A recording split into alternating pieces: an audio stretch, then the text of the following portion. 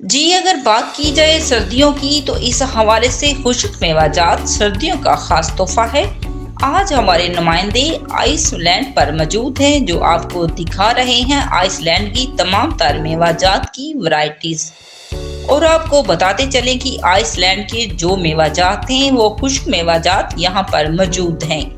छोटी मक्खी का शहद, बड़ी मक्खी का शहद के अलावा तमाम अंजीर, खजूर, खुरमानी, बादाम, पिस्ता, अखरोट वगैरह हर किस्म का मेवाजात, खुश्क मेवाजात यहाँ पर मौजूद हैं। तो नाजरीन, आपको बताते चले कि आइसलैंड ने एक पैकेज दिया है। जो ये वीडियो देखकर हमारे पास आएगा हम इसके साथ खसूसी डिस्काउंट करेंगे। आइए नाजरीन, दिखाते हैं आपको ये रिपोर्ट। जी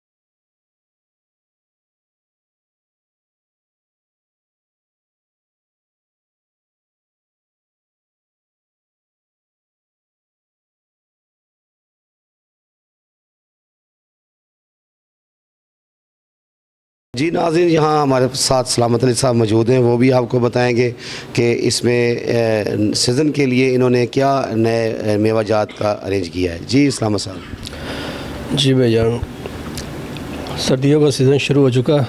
काजू है, पिस्ता है, बादाम है, अखरोट है, किशमिश है, खुबानी